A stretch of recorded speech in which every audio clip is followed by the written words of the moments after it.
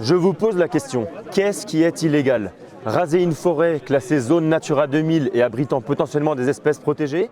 Ou bien s'opposer pacifiquement à une coupe rase avec pour seule arme un sifflet, des cafés et des croissants à distribuer? Sur le plateau de Millevaches, au Bois du Chat. Le Bois du Chat, c'est une des dernières forêts semi-naturelles du plateau de Millevaches et qui doit être rasée pour faire place à une plantation de résineux. À 2 reprises déjà, les habitantes et habitants ont réussi à arrêter la coupe rase. La première fois en proposant du café et des croissants aux bûcherons qui étaient venus couper, et la deuxième fois en marchant dans la parcelle avec des sifflets pour marquer leur présence, ce qui empêchait le chantier de se faire dans les bonnes conditions de sécurité, et il a donc dû être arrêté. Ce matin, le conflit il est encore monté d'un cran.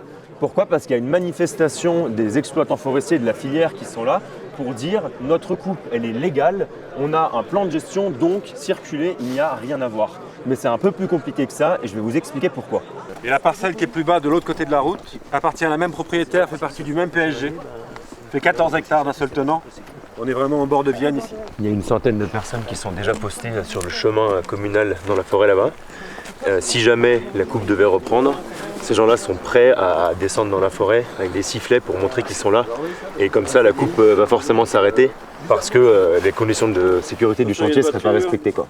Bonjour à tous, bienvenue dans le village, bienvenue à Tarnac. Comme vous le savez, on espère qu'une discussion pourra avoir lieu suite à la proposition de table ronde, si ça vous va.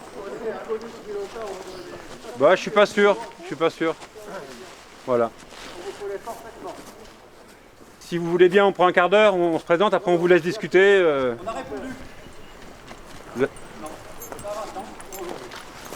Même un quart d'heure, après nous on se retire. Là l'idée c'est que... Alors déjà, on a un problème d'accès à l'information. Ce qu'il faudrait, c'est rendre transparent les PSG. Les PSG, qu'est-ce que c'est? C'est pas le PSG, le club de foot, c'est les plans simples de gestion. Ici, on est dans une forêt de plus de 25 hectares. Ça veut dire que la propriétaire est obligée d'établir un document, un plan simple de gestion, dans lequel elle écrit toutes les coupes qu'elle va réaliser dans sa forêt. Ici, un plan de gestion a été agréé et validé par le Centre régional de la propriété forestière. Le problème, c'est que les citoyennes et les citoyens, les habitants du coin, les élus locaux, les associations n'ont pas accès à ce document et on ne peut pas savoir ce qui est écrit dedans. Et c'est dommage, parce que c'est la base pour éviter ce type de conflit. Quand les gens sont prévenus, on peut en parler à l'avance, on peut discuter et ça se passerait complètement différemment. Nous sommes des amoureux du bois, des amoureux de la forêt. Nous ne voulons pas faire n'importe quoi, parce que le bois, c'est notre gagne-pain et c'est le matériau du 21e siècle. Monsieur Ribas, vous avez coupé 100 hectares sur la commune de Mémac. Et toute cette coupe a été dénoncée par plein de gens. Alors, lycée forestier de Mémac, les enseignants forestiers disent c'est une honte cette coupe. Au CRPF, ils disent c'est une exploitation déplorable. Vous-même, vous représentez la filière bois? Rendre les PSG transparents, c'est inimaginable pour Francilva, le syndicat des propriétaires forestiers privés. Pourtant, même si la forêt est privée, elle rend plein de services publics. Elle purifie notre air, notre eau, c'est un réservoir de biodiversité. D'ailleurs, elle est subventionnée par plein d'argent public qui provient de nos impôts. Donc il faudrait qu'on puisse en discuter ensemble. Et d'autant plus que ça n'a rien de révolutionnaire. Quand vous construisez votre maison, vous demandez un permis de construire. Votre maison, elle est privée, mais le permis de construire, tout un chacun peut le consulter en mairie et il est transparent.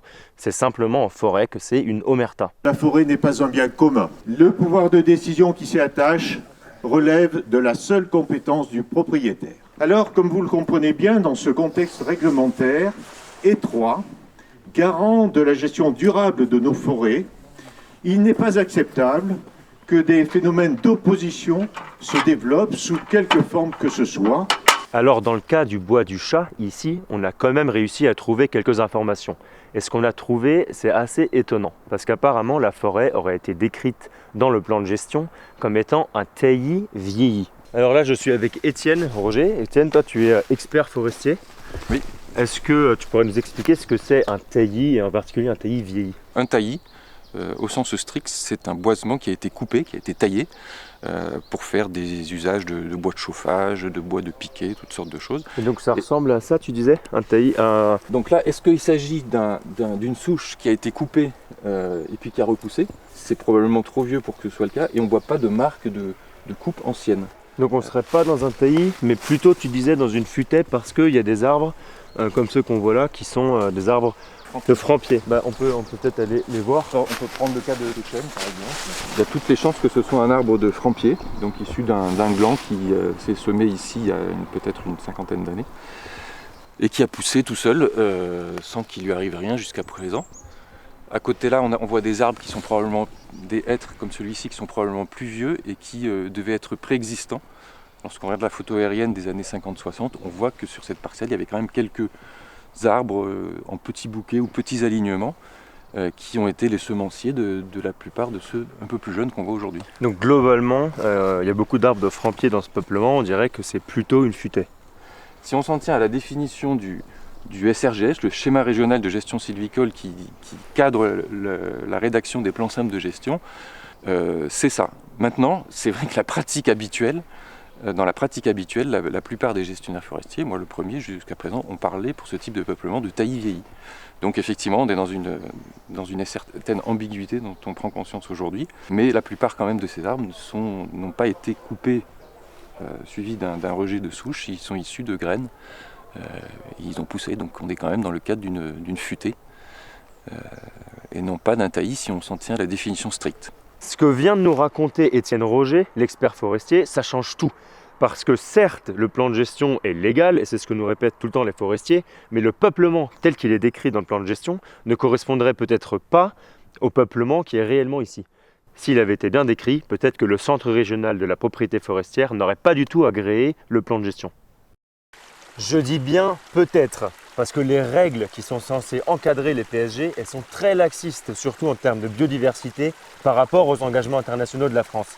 Ces derniers mois, l'Office français de la biodiversité, l'OFB, multiplie les procès-verbaux en forêt privée pour destruction d'habitats protégés. Et ici, c'est un bon exemple. On est en zone Natura 2000. Ça veut dire qu'il y a potentiellement des espèces protégées. Et pourtant, la forêt doit être rasée.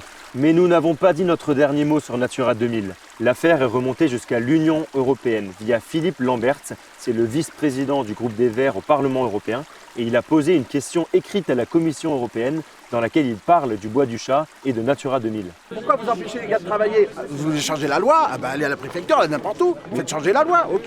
Les gars des tables rondes, comme il a dit, pas de souci. Mais laissez les gens travailler, putain de bordel. Il est regrettable que l'État ne fasse pas respecter les lois et qu'en particulier ceux qui bloquent les coupes ne soient pas évacués manu militari pour que la coupe puisse se faire.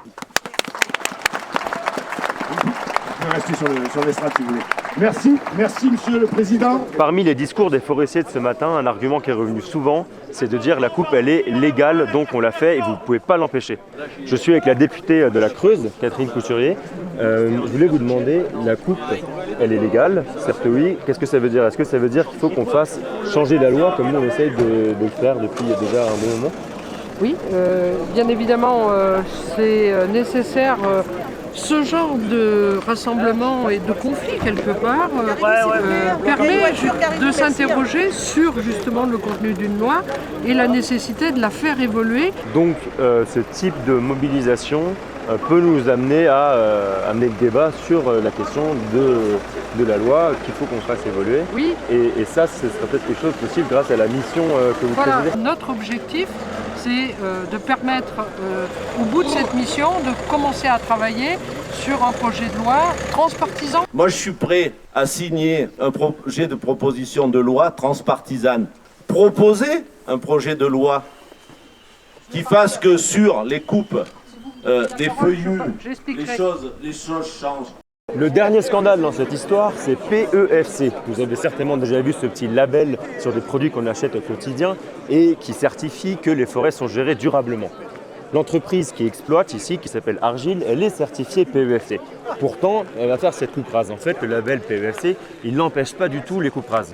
On a interpellé PEFC sur ce chantier, mais plus globalement, on aimerait que PEFC évolue. Et vous pouvez nous aider à y arriver en signant la pétition dont je mets le lien en commentaire. La forêt, c'est pas un bien commun. C'est pas un bien commun, la forêt. C'est pas un bien commun, c'est subventionné à combien?